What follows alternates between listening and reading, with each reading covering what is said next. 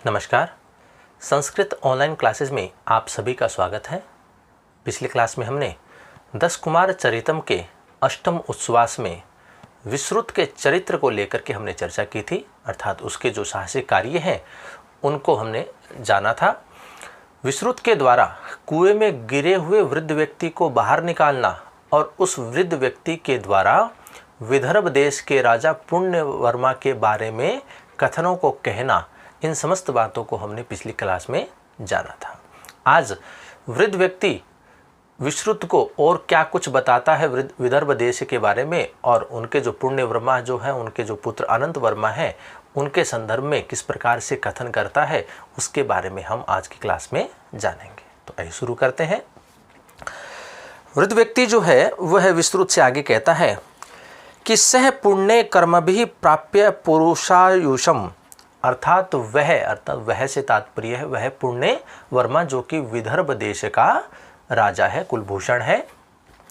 तो कहते हैं कि सह पुण्य कर्म भी, अर्थात वह अपने पुण्य कर्मों के द्वारा प्राप्य पुरुषायुषम, अर्थात पुरुष आयुष को प्राप्त करके या 100 वर्ष की आयु को प्राप्त करके पुनर्पुण्येन प्रजानाम अगण्यताराम रेषु, और प्रजा के पाप कर्म के द्वारा वह ईश्वर को प्राप्त हो जाता है, अर्थात उसकी मृत्यु हो जाती है।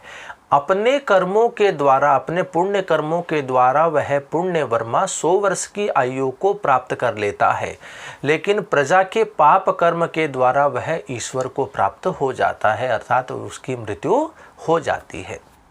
आगे वृद्ध व्यक्ति कहता है विश्रुत से कि तदनंतरम, अर्थात उसके पश्चात अनंत वर्मा नाम का, अर्थात पुण्य वर्मा का जो पुत्र है वह तदा यति ही, उसके प्रभाव से, अपने पिता के प्रभाव से, अर्थात पुण्य वर्मा के प्रभाव से अवनी मध्य तिष्ठत, इस अवनी अर्थात पृथ्वी के मध्य में बैठ जाता है या इस राज्य के ऊपर वह शासन करता है।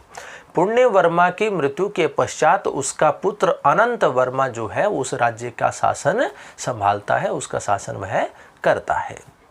एक बार पुनः इसको देखते हैं, इसकी पंक्ति को, अर्थ को, कि सह पुण्य कर्म भी प्राप्य पुरुषायुषम, कि वह पुण्य वर्मा अपने पुण्य कर्मों के द्वारा पुरुष आयुष को प्राप्त करके, अर्थात 100 वर्ष की आयु को प्राप्त करके, और प्रजा के पाप कर्म के द्वारा पुण्येन प्रजा नाम अगण्य तामरेषु, अर्थात प्रजा के पाप कर्म के द्वारा वह ईश्वर को प्राप्त हो जाता है, अर्थात उस पुण्य वर्मा की मृत्यु हो जाती है।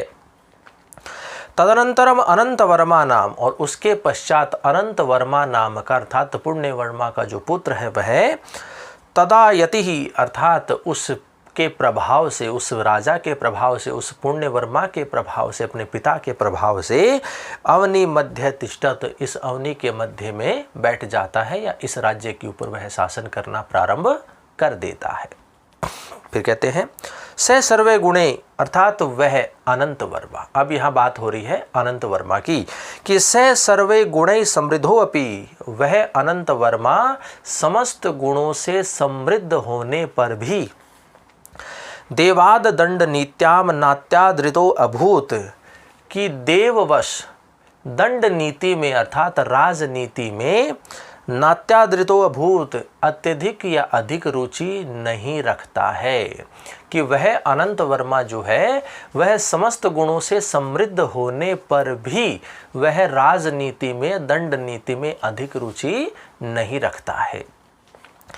तमेकदा, तो एक समय, रहसी एकांत में, वसु रक्षितो नाम मंत्री वृद्ध है, वसु रक्षित नाम का वृद्ध मंत्री, जो कि पितुरस्य बहुमतः, जो कि या उसके ऊपर उसके पिता अर्थात अनंत वर्मा के पिता पुण्य वर्मा का अत्यधिक प्रभाव था, और प्रगल्भ वाग अभाषत, और बोलने में अत्यधिक ही चतुर था। ऐसे उस वसु रक्षित ने बोलना प्रारंभ किया, उसने कहा। अब यहाँ वसुरक्षित जो है वो अनंत वर्मा को किस प्रकार का उपदेश देते हैं उसका वर्णन हम आगे के गद्यांश में करेंगे। तो एक बार पुनः इस गद्यांश के अर्थ को हम एक बार देख लेते हैं कि वह पुण्यवर्मा अपने पुण्य कर्मों के द्वारा पुरुष आयुष को अर्थात 100 वर्ष की आयु को प्राप्त करके और प्रजा के पाप कर्म के द्वारा ईश्वर को प्राप्त हो जाता है, अर्थात उसकी मृत्यु हो जाती है। उसके पश्चात अर्थात पुण्यवर्मा की मृत्यु के पश्चात अनंत वर्मा नाम का, जो कि पुण्यवर्मा का पुत्र है, वह अनंत वर्मा इस पृथ्वी पर आसीत हो जाता है। वह इस पृथ्वी पर शासन करना प्रारंभ कर देता है। वह अनंत वर्मा समस्त गुणों से समृद्ध होने पर भी देव प्रभाव से वह राजनीति में या दंड नीति में अधिक रुचि नहीं रखने वाला होता है। इसलिए एक दिन एकांत में वसुरक्षित नाम का वृद्ध मंत्री उस अनंत वर्मा को, जो कि पिता के प्रभाव से अत्यधिक युक्त था, उसके ऊपर उसके पिता पुण्यवर्मा की अत्यधिक कृपा थी और जो कि बोलने में अत्यधिक चतुर है, ऐसे उस वसुरक्षित ने कहा। अब वह वसुरक्षित जो है वो अनंत वर्मा से क्या कहते हैं, क्या उपदेश देते हैं राजनीति के संदर्भ में, दंड नीति के संदर्भ में, धर्मशास्त्र के बारे में या अर्थशास्त्र के बारे में किस प्रकार से संदेश देते हैं, उपदेश देते हैं, उसी का वर्णन हम अगले गद्यांश में करते हैं। तो आइए देखते हैं। तात अर्थात हे प्रियवर, सर्वे वा आत्मसंपद भी जनात प्रभृत्य न्यूनैवात्र भवति लक्ष्यते, कि हे प्रियवर, हे अनंत वर्मा, आप में अपने वंश या खानदान के समान ही अत्यधिक जो गुण है, गुण संपदा है, वह दिखाई देती है। कि आप में अपने वंश के समान, अपने खानदान के समान समस्त गुण संपदाएं शामिल हैं, जो कि दिखाई दे रही हैं। बुद्धिश्च निसर्ग पटवी, और आपकी जो तीक्ष्ण बुद्धि है, तीव्र बुद्धि है, उदग्र बुद्धि है, कलासु नृत्य गीतादिषु चित्रेषु, नृत्य कला में, गीत कला में और चित्र कला में, काव्य विस्तरेषु, काव्य विस्तार में या काव्य कला में, प्राप्त विस्तारः स्वभाव से ही, तव इतरेभ्य है, आपकी वह बुद्धि अन्यों की अपेक्षा प्रति विशिष्टते, अत्यधिक ही विशिष्ट है। कि आप में अपने वंश और खानदान के समान ही समस्त गुण संपदाएं दिखाई देती है और आपकी जो बुद्धि है वह नृत्य कला में, गीत कला में, चित्रकला में, काव्य विस्तार में अन्य की अपेक्षा अत्यधिक ही विशिष्ट है। आपकी जो बुद्धि है वो अन्य की अपेक्षा अत्यधिक विशिष्ट है।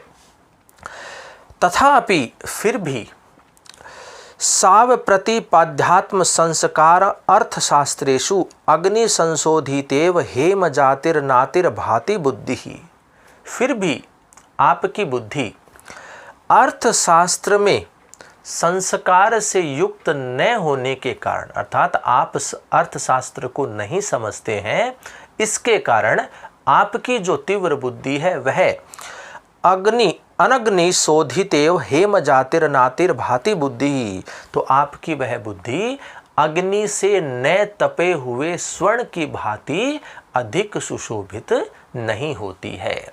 कि जिस प्रकार से स्वर्ण का जो टुकड़ा है, जिसको जब तक उसे अग्नि में तपाया नहीं जाता है, उसे कोई एक रूप आकार नहीं दिया जाता है, तब तक वह स्वर्ण का टुकड़ा सुशोभित नहीं होता है। उसी प्रकार से हे अनंत वर्मा, हे प्रियवर, आपकी जो बुद्धि अत्यधिक श्रेष्ठ है अन्यों की अपेक्षा, तो वह बुद्धि अर्थशास्त्र को न जानने के कारण आपकी वह बुद्धि अग्नि में न तपे हुए स्वर्ण की भांति अत्यधिक सुशोभित नहीं होती है, नहीं हो रही है। बुद्धिहीनो ही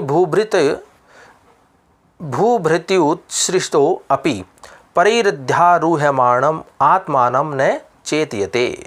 बुद्धिहीनो, बुद्धिहीन, भूभृत अर्थात राजा, बुद्धि से हीन राजा अत्यधिक उन्नत होने पर भी शत्रुओं के द्वारा आक्रमण किए जाने पर अपने को समझने में समर्थ नहीं होता है। जो राजा बुद्धि से हीन होता है वह यदि अत्यधिक उन्नत है, उसका प्रभाव अत्यधिक है, फिर भी शत्रुओं के द्वारा आक्रमण किए जाने पर वह अपने को समझने में समर्थ नहीं होता है। उस कूटनीति को, शत्रुओं की नीति को समझने में वह समर्थ नहीं होता है। तो बुद्धिहीनो ही भूभृत्युश्रितो अपि परिध्यारोहमाणा आत्मनं न चेतयते, कि बुद्धि से हीन राजा अत्यधिक उन्नत होने पर शत्रुओं के द्वारा किए गए आक्रमण से अपने को समझने में समर्थ नहीं होता है। न च शक्तः साध्यम साधनम व विभज्य वर्तितुम, और वह बुद्धि से हीन राजा साध्य और साधन में उचित विभाजन करने में समर्थ नहीं होता है। यथावृतश्च कर्मसु प्रतिहन्यमान स्वयं परश्च परिभूयते, और अनुचित व्यवहार करने वाला राजा अपने समस्त कार्यों में असफल होता हुआ अन्यों के द्वारा और स्वयं के द्वारा भी तिरस्कृत होता रहता है। वह जो बुद्धि से हीन राजा होता है वह साध्य और साधन में उचित विभाजन नहीं कर पाता, उसमें वह समर्थ नहीं हो पाता है, और अयथा अर्थात अनुचित व्यवहार करने से वह अपने समस्त कार्यों में असफल होता है और वह अपने द्वारा और अन्यों के द्वारा तिरस्कृत होता है। न चावाज्ञातस्यस्या प्रभवति प्रजानाम योगक्षेम आराधनाए, और तिरस्कृत होते हुए उस राजा की आज्ञा जो है वह प्रजा के योग और क्षेम को प्राप्त करने में समर्थ नहीं होती है। अब यहाँ दो शब्द है, योग और क्षेम। योग किसे कहते हैं? योग कहते हैं अप्राप्त की प्राप्ति होना ही योग कहलाता है। अप्राप्त की प्राप्ति होना योग कहलाता है, और क्षेम के लिए कहते हैं कि प्राप्त की रक्षा करना, प्राप्त की रक्षा करना ही क्षेम होता है। तो यहाँ वह वृद्ध व्यक्ति बताता है विश्रुत को कि न चावज्ञात, ये वसुरक्षित जो है वह आनंद वर्मा से कह रहा है कि न चावज्ञातस्यस्या प्रभवति प्रजानाम योग क्षेम आराधनाए, कि तिरस्कृत होता हुए उस राजा की आज्ञा प्रजा के योग और क्षेम को प्राप्त करने में समर्थ नहीं होती है। अतिक्रांत शासनाश्च प्रजा यत् किंचन वादिन्यो यथा कथंचिद्वतीर्ण्या सर्वास्थिति संकीरेयुः। अतिक्रांत शासनाश्च अर्थात शासन का उल्लंघन करने वाली प्रजा अपनी इच्छा अनुसार ही वह जो कुछ कहना चाहती है वह बोलती है, और जो जिस प्रकार का व्यवहार करना चाहती है वह उस प्रकार का व्यवहार करती है। इससे वह समस्त स्थिति का अर्थात समस्त मर्यादा का या उस मर्यादा को छिन्न भिन्न कर देती है। कि शासन का उल्लंघन करने वाली प्रजा अपनी इच्छा अनुसार व्यवहार को करती है। जो कुछ वह कहना चाहती है वह कहती है, और जो कुछ वह करना चाहती है अपनी इच्छा अनुसार वह उनको करती है। इससे वह अपनी स्थिति को या मर्यादा को छिन्न भिन्न कर देती है। निर्मर्यादाश्च लोकाभीतो अमुतश्च स्वाभिनमात्मानं च भ्रंशयेयुः। और इस प्रकार से मर्यादा से रहित जो प्रजा है वह इस लोक में और परलोक में स्वयं का और अपने स्वामी का नाश करने वाली होती है, उसे भ्रंश करने वाली होती है। आगम दीप दृष्टेन खलवध्वना सुखेन वर्तते लोक यात्रा। और लोक यात्रा जो है, इस संसार में व्यवहार करना जो है वो धर्म शास्त्र रूपी दीपक के द्वारा देखे हुए मार्ग पर चलने से अत्यधिक ही सुगम हो जाता है। कि लोक यात्रा जो होती है वह धर्म शास्त्र रूपी दीपक से देखे हुए मार्ग पर चलने से वह लोक यात्रा बड़ी ही सुगम और सरल हो जाती है। दिव्यम ही चतुर्भूत भवद भविष्यसु व्यवहित विप्रकृष्टादिषु च विशेषु शास्त्रम नाम प्रतिहत वृत्ति। और कहते हैं कि जो धर्मशास्त्र रूपी दिव्य दृष्टि है, धर्मशास्त्र जो है उसे दिव्य दृष्टि कहा गया है, और वह दृष्टि भूत, वर्तमान और भविष्य को, और जो एक दूसरे से दूर रहने वाले हैं और जो कभी भी आपस में मिलने नहीं वाले अर्थात जो दूरस्थ विषय हैं, वहाँ तक भी वह दृष्टि बड़ी ही आसानी से या अप्रतिहत गति से पहुँच जाया करती है। कि जो धर्मशास्त्र है वह दिव्य दृष्टि कहा गया है, धर्मशास्त्र को दिव्य दृष्टि कहा है, और वह दृष्टि भूत, वर्तमान और भविष्य को, और जो एक दूसरे से दूर रहने वाले हैं, जो एक साथ मिलने नहीं वाले हैं, ऐसे उन दूरस्थ विषयों तक भी वह दृष्टि अप्रतिहत गति से अर्थात बिना किसी बाधा से आसानी से वहां तक पहुंच जाया करती है। तेन हीनम अर्थात उस धर्मशास्त्र रूपी दिव्य दृष्टि से हीन होने पर सतोरप्यावियत विशालयो लोचनायो रंधः एव जंतुर अर्थ दर्शनेषु असामर्थ्यात्, और उस दिव्य दृष्टि से रहित होने पर अत्यधिक लंबे चौड़े और विशाल नेत्रों को धारण करते हुए भी अर्थशास्त्र को न जानने के कारण या अर्थशास्त्र में सामर्थ्यवान न होने के कारण वह व्यक्ति अंधा ही हुआ करता है। यदि धर्मशास्त्र को वह नहीं जानता है, धर्मशास्त्र रूपी दिव्य दृष्टि यदि उसके पास नहीं है, व्यक्ति के पास नहीं है, तो वह व्यक्ति लंबे चौड़े विशाल नेत्रों को धारण करता हुआ भी अर्थशास्त्र को न जानने के कारण, उसमें सामर्थ्यवान न होने के कारण वह अंधा ही हुआ करता है। अतः विहाय बाह्य विद्या स्वभिसंग आ गया दंड नीतिम कुल विद्याम, तो कहते हैं कि इसलिए बाह्य विद्याओं का परित्याग करके और अपने वंश की, अपने खानदान की जो विद्या अर्थात जो दंड नीति है, जो राजनीति है, उसे आप सीखें, उसे आप जानें। तदर्थानुष्ठानेन और उसके अर्थ के अनुसार, उसके नियमों के अनुसार चा आवर्जित शक्ति सिद्धि स्खलित शासन है, और अत्यधिक शक्ति सिद्ध होकर के और बाधाओं से रहित शासन को करने वाला बनकर के साधिश्चिरम उदधि मेखलाम उर्वीम इति, और बहुत अधिक लंबे समय तक समुद्र से घिरी हुई इस पृथ्वी पर आप शासन करें। तो इस प्रकार से वसुरक्षित जो है वो अनंत वर्मा को राजनीति के संदर्भ में, दंड नीति के संदर्भ में कुछ उपदेश दे रहे हैं। तो एक बार पुनः इस गद्यांश के अर्थ को हम देखते हैं कि तात सर्वे वा आत्मसंपद विविज्य नात प्रभृत्य नूनै वात्र भवति लक्ष्यते, कि हे प्रियवर, हे अनंत वर्मा, आप में अपने वंश एवं खानदान के समान ही समस्त गुण संपदाएं दिखाई दे रही हैं। बुद्धिश्च निसर्ग पटवी कलासु नृत्य गीतादिषु चित्रेषु च काव्य विस्तरेषु प्राप्त विस्तारा तवेरते तव इतरेभ्यः प्रति विशिष्टे, कि आपकी जो तीक्ष्ण बुद्धि है वह नृत्य कला में, गीत कला में, चित्रकला में, काव्य विस्तार में या काव्य कला में स्वभाव से ही अन्य की अपेक्षा अत्यधिक ही विशिष्ट है।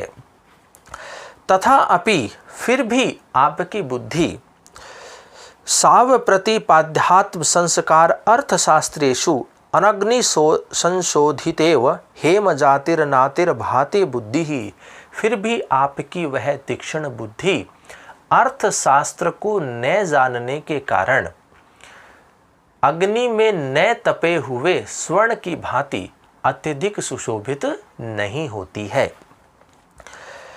बुद्धिहीनो ही भूभृत्युधश्रितो अपि परिध्यारूह्यमाणम आत्मानं न चेतयते, कि बुद्धि से हीन राजा अत्यधिक उन्नत होने पर भी शत्रुओं के द्वारा किए गए आक्रमण से अपने को समझने में समर्थ नहीं होता है।